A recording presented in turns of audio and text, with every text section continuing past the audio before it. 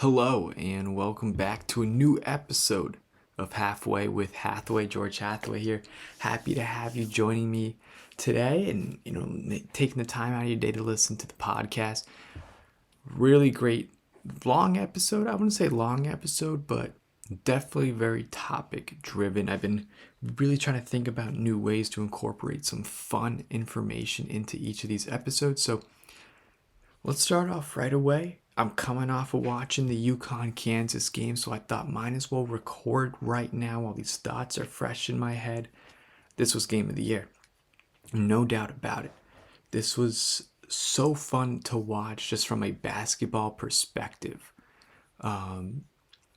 Kansas ended up beating the reigning national champions, the UConn Huskies, in a thriller matchup that came down to the final seconds. Cam Spencer just missed the three at the end there.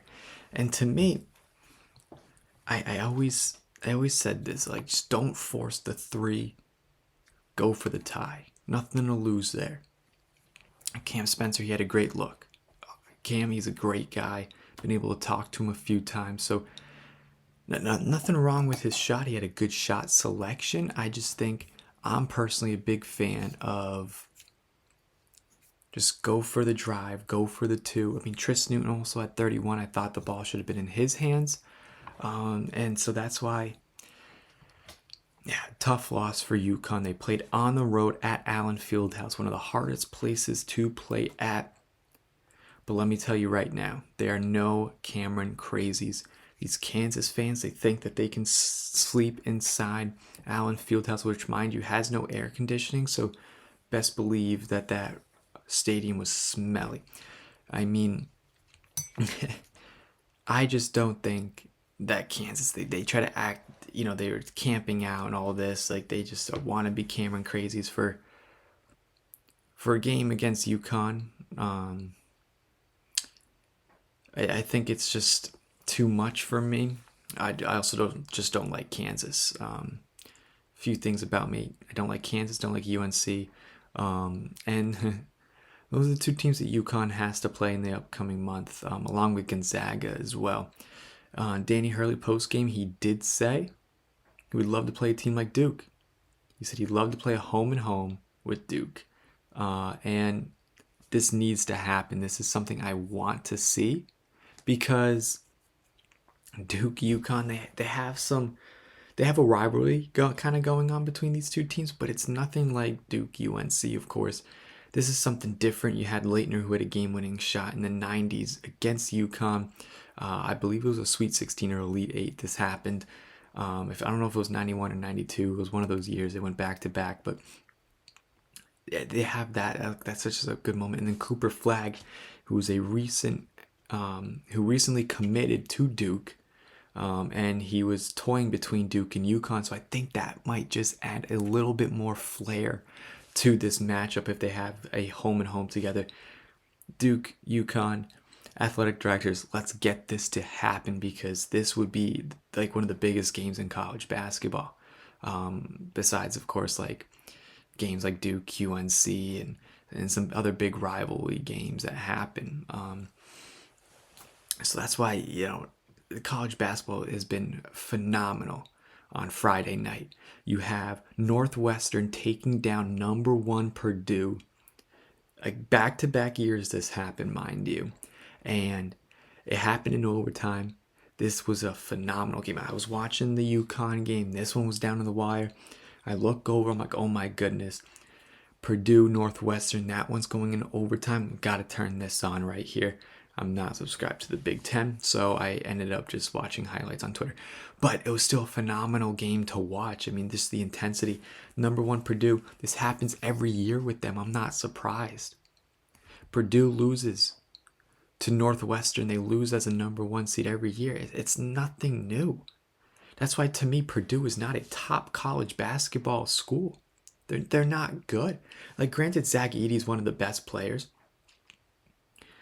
But I mean, how can you be one of the best players but lose to Northwestern on a game where it should be a gimme? That's why, to me, it's just Purdue has always been that team that just cannot produce. Same with Virginia, a team that is good, in the regular season. Then it comes time to March and they're not good. Purdue is not a top tier college basketball school like that. They're great in the few first weeks and then they just don't show up at all. So that's why for me it's just like, all right, and I'm not gonna say we saw this coming, but I mean I'm not surprised at all by it. I'm just not a big Purdue fan, I guess you could all say. I just don't. Never been about them. But a team that I'm really about is Princeton, undefeated at the time of this recording. The Ivy League's legit. They are a legit league, a legit conference in college basketball. I think they're very good. Harvard, Yale, they're up there as well. Brown, another really good college basketball school that's underrated. Granted, they're no Big East because they don't get the commits like all these other schools like the ACC does and Big East, Big Ten. But Princeton, we saw them make some noise last season in March Madness and the NCAA tournament. So I believe they're just building off that momentum, and what they've done there is phenomenal. And I'm very excited to see Princeton. The Ivy League is a legit conference in college basketball. And I think when it comes time to March, April, you can still see Princeton making a run for a national championship. I think they have what it takes. And yeah, college basketball has been amazing lately. The season's only begun. There's a lot of people who say, oh, college basketball isn't good until it's March. Newsflash, we've seen 7 or 8 top 25 schools go down in the last week alone.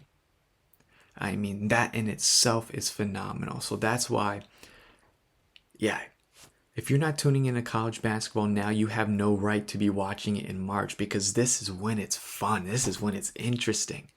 Yeah, you have the great 16 beats the 1 seed, but no. Northwestern beating Purdue on any given night, yeah, that's fun to watch. Kansas, UConn, number 5 against the number 4. Okay, yes, I'm here to watch it. College basketball in the first few weeks has been phenomenal lately. This has been a great start to college basketball in this season. And don't get me wrong, this has just been a lot of fun. Kind of going into it, more staying in the basketball realm. This Pelicans bench, they are legit. A lot of people are saying, I've been seeing a lot of things that they don't have what it takes. They don't have that depth. Well, you're wrong, completely wrong, and you don't watch basketball. If you're saying the Pelicans do not have a bench, because you look at this team, they just added Trey Murphy back. They have Herb Jones, who's back and healthy. CJ McCollum's healthy. Jonas Valanciunas been balling out. He just had 24 points, a career high against the Spurs. And then on top of that, you have Zion Williamson and Brandon Ingram. So then you go to the bench. Dyson Daniels, he's cool. Jordan Hawkins, I already said it in episode 1, he can be rookie of the year if he really wants to be. And then you just keep going down the line. Pelicans, they have a legit bench. If you think otherwise, start watching basketball or maybe stick to something else, because that is just, they can go deep. And Jordan Hawkins has been a part of teams that have depth and win championships. And the Pelicans, I think they did good in the in-season tournament. That first round, they won their pool. So now they're going to the knockout stage. Yeah, this in-season tournament in the NBA has been amazing. You saw, the Celtics head coach, Josh Mazzulla, what he did, for the Celtics. He's smart. He knows, okay, yep, we need this many points to make it past the knockout stage, to go into the knockout stage. All right, so what they do, they fouled Andre Drummond. He made some extra points, he missed, whatever it may be. This in-season tournament is making it more competitive now for these players come November, going into December, because then once you hit the All-Star break, in the past years, that's when you start trying after that. But now it's like, okay, it's a whole science behind it. You have to be strategic about how you're going to be playing these in-season tournament games and how they're going to really come down to the wire. It's fun. It just adds a more competitive more competitiveness in basketball. With this in-season tournament, so it makes it a lot more fun. And to see some of these teams that have a shot. I mean, do I think they're gonna hang a banner up in the Smoothie King Center in-season tournament champions? No, they probably shouldn't.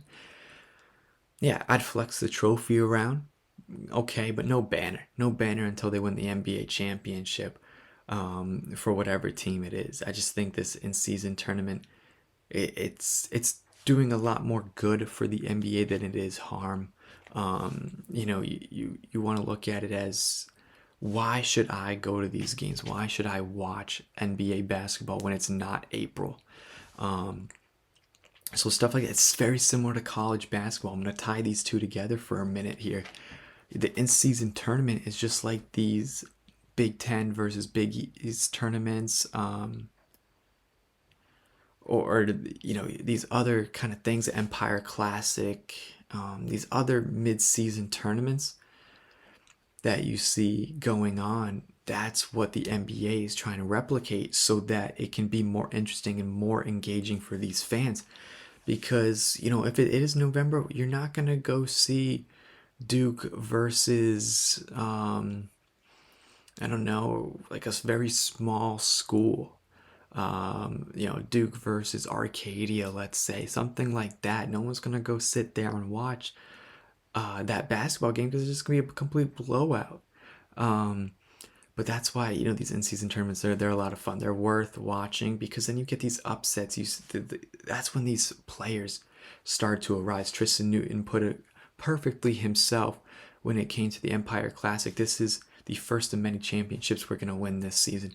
And something along those lines, he said something like that, because it's going to give these players a feel what it's like going to be playing like in the playoffs, NCAA tournament. That's why these in-season tournaments are a lot of fun. Big fan of them. If you don't agree, I mean, just take a look at the numbers. It's been a lot of fun to watch. That's for sure. Another player, I talked about it in season 2. It was Josh Giddey. Kind of what happened with him and the whole situation there, and not a lot of updates. The NBA is investigating it. The local police are investigating this situation. So nothing much has really come about on Josh Giddey. Just that I think one big thing is that the girl who he allegedly had this relationship with isn't really cooperating with the authorities. That is because she was seen in a club, with an alcoholic beverage. She's not 21, not even 18. So it's just these type of situations now is just kind of getting the legality of it all. That really needs to kind of break down, and some things that we need to get concrete evidence for. So we're going to let the NBA investigate that. We're going to let the local authorities investigate that as well. And then we're going to come back, because it's a very, very touchy subject, very sensitive, and it's a lot of stuff that's moving around here. I'm going to wait till everything's concrete. The allegations are more now serious. So that's why, wait until I kind of more go in depth with that, about that. And I'm going to transition now into the NFL. A lot has been going on in this last week. I think a big chunk of this show is going to be just talking about the National Football League. Tom Brady said the NFL, it's mediocre. Micah Parsons on his podcast also agreed. I'm going to have to agree as well with Tom Brady. I don't think ever in my life I've ever disagreed with whatever Tom Brady has ever said. So, shocker there. But I think it is mediocre. The NFL is just not as engaging anymore. I think, is it because Tom Brady isn't there? Drew Brees isn't there? Aaron Rodgers is hurt? I'll get into that in a minute. Don't worry. But yeah, Tom Brady, the NFL is mediocre. It's not as fun to watch. The NFL, everybody says, it's a no fun league. And it's just not entertaining to watch. I don't know what it is about the NFL this year. Maybe because the Patriots stink, I haven't been watching it too much. But then a lot of these other games, it's just, Mahomes hasn't been playing too well. And a lot of these games just haven't been too fun to watch. I think one of the only few teams I've been enjoying is the Eagles have been great. The Cowboys, NFC East has been really solid. The Lions have been fun to watch when they're winning. So it's just a few things here and there that you look at it and you're like, okay, yeah, like the NFL is mediocre and Tom Brady's absolutely correct. Now, what can the NFL do? Well, I'm not Roger Goodell, nor do I ever want to be. Somebody I definitely do not admire in the NFL. And yeah, it's just the NFL is mediocre, not fun to really watch anymore. It's not as entertaining. Maybe it's because we don't have these big time players like Tom Brady, Peyton Manning, Drew Brees, even Aaron Rodgers playing at their best. Russell Wilson is even playing too well, even though the Broncos are doing really well as of late. So that's kind of fun to watch to see how they're going to sneak into the playoffs, maybe with a wild card potentially. But yeah, and speaking of the playoffs coming up, I mean, Aaron Rodgers looking to return. He's been practicing lately. We saw him taking some reps in a New York Jets practice. Matt Judon was not happy. He quote tweeted the video of Aaron Rodgers practicing and said something along the lines of just how, and yet I can't even practice yet. It's been 79 days since Aaron Rodgers, 79 plus. I'm thinking it's now in the 80s since Aaron Rodgers tore his Achilles. And if you're Aaron Rodgers, why risk it all now? And for what? You're on the Jets. You're not going to make the playoffs, buddy. You're not going to make the playoffs. Why risk getting injured again if you just aren't going to have a shot at winning the Super Bowl? For me, like, okay, yeah, you're on a team right now that is number one in the division. Yeah, going to the playoffs. Okay, maybe. But then in that, also that same scenario that I'm talking about, that you're number one and you're going to come back from an injury, why not keep riding it out with a starter who's been taking you there? So either way, it's a lose-lose for Aaron Rodgers. You're not going to make the playoffs, so why go and play? Two, you're going to get hurt. Possibly again, why risk it all, especially with these medications that he's taking? We have never seen this before in the NFL, so what are we going to get long-term out of it? I don't know. That's something that we're going to have to see when and if he comes back. Practicing against, your own team is different than from playing on the other side of the football than Micah Parsons or somebody like that. So that's why, just to me, don't risk it. And Matthew Judon, you have a valid point to be upset. I really do think so. But yet again, you're in the same situation. You're worse than the Jets. Why risk coming back to play? I would love to see him on New England, but that may not happen. So stay healthy, and don't risk getting injured just for the love of the game. I understand though, you love to play the sport. It's your job, and yeah, I mean, I get you really want to play out there, but to me, it's just don't risk getting hurt.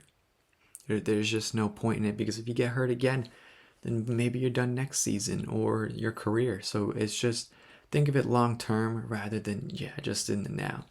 It's easier said than done to kind of take a step back from it all. And yeah, speaking of taking a step back, the Patriots, Mac Jones recently announced that he's been benched. Bailey Zappi is going to be the starting quarterback for the Patriots on Sunday against the Los Angeles Chargers. Smart move. Again, nothing to lose. You're going to get the top 3 pick in the NFL draft. Put Zappi out there. Malik Cunningham, he's expected to sign with a 53-man roster for the New England Patriots. All right, cool. Have him play backup Mac Jones. Yeah, you're done for the rest of the season, buddy. And your Patriots career may be done as well. Nothing to lose if you're the Patriots. If you have Bailey Zappi starting. We saw how he did last year with a few repetitions, especially a few consecutive starts when Mac Jones was hurt. And the thing is with Zappi, it's like the Patriots put him in these situations where you're already losing. You're already down 30. It's a third quarter. Yeah, we took Mac Jones out, but so it'll be interesting to see how Bailey Zappi can kind of come into this season in that starting role from the first quarter. We're not talking about the second half, fourth quarter, just some some garbage time minutes. This is going to be the real deal for Bailey Zappi to see if he can prove it out there, and he's very excited. I know the Patriots locker room, I've been hearing, is very excited, and Bill Belichick said something along the lines that Zappi's not somebody who's on a roller coaster. Is that a dig to Mac Jones? Because Mac Jones, a roller coaster, up, down, up, down, up, down, loop-de-loop, upside down. Yeah, that seems like it's Mac Jones' season in a nutshell. So yeah, I think they're done with Mac Jones. The Patriots might be now moving on from him.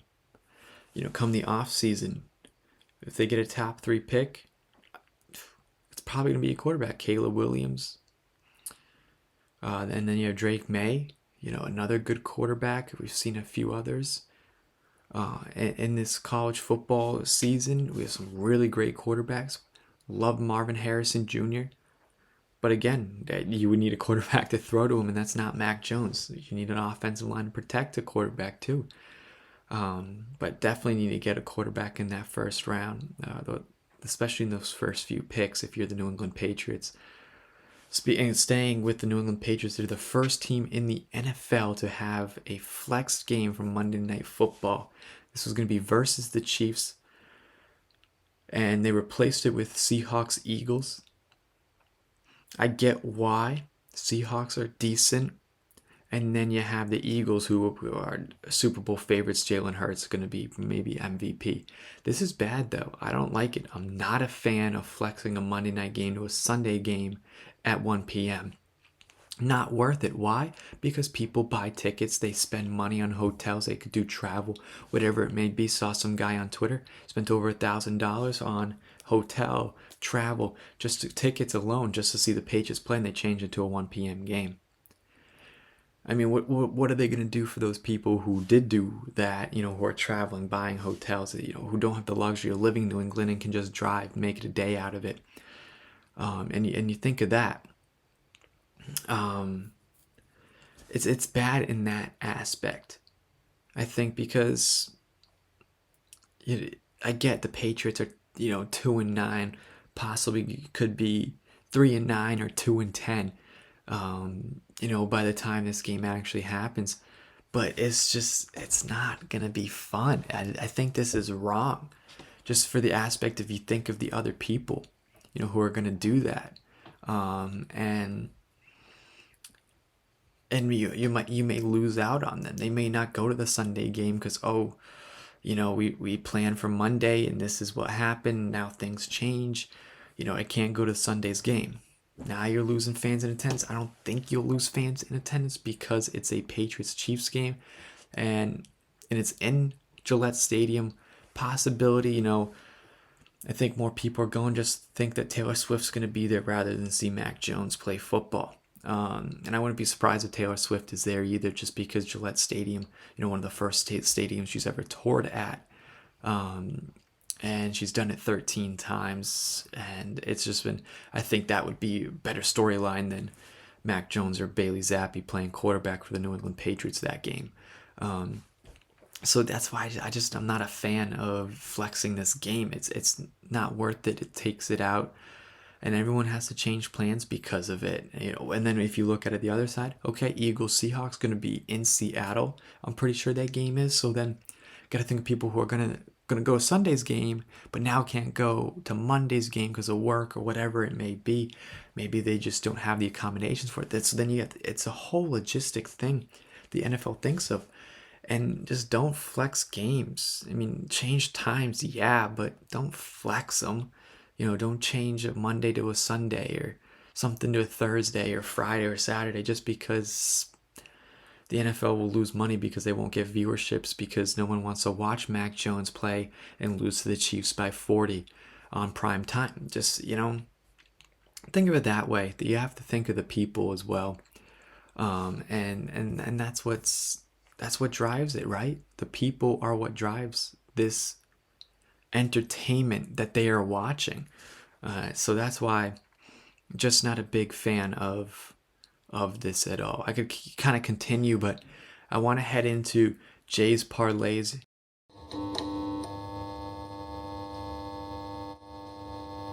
Jay, once again, he's at a career fair, so best of luck to him. That's why he can't be on this week, but he sent me it again for this weekend's college football games. It's the conference championship games.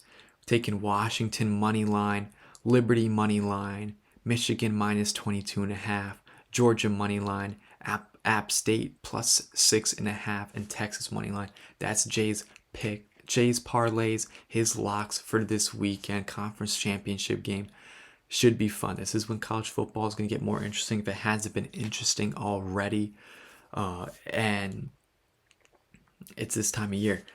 Washington, they beat Oregon already on Friday night. So, in a thriller of a game, too. I mean, in that game,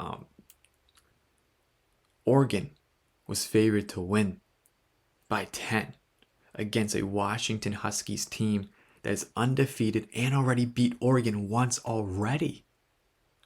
So the fact that the Huskies were underdogs is absolutely absurd. This is a team that's going into the college football playoffs. They probably are going to be, a low seed. I don't see them being too high in there, but it's going to be fun to watch them play, especially with how competitive they are playing. Those are Jay's parlays for the week. So make sure to tune in. Let us know in the comments, if you hit on those. I made sure to do last week's. I think I missed out on one. I don't think Georgia covered the spread on that one that Jay had last time. But out of everything else, though, those did hit. So Jay's definitely one of those guys who can hook you up with some good parlays. And that's going to do it all. No questions this week, so please make sure to ask and follow me on Twitter at HathawayGeorge9 so you can see when I tweet out about the questions for the show. And that'll do it all for this episode of Halfway with Hathaway here. Really appreciative of you guys tuning in and watching. And make sure to like, comment, and subscribe on the YouTube. And make sure to follow us on Spotify and wherever you get your podcasts. And make sure to leave that 5-star rating as well. So thank you so much, and we'll see you all next week.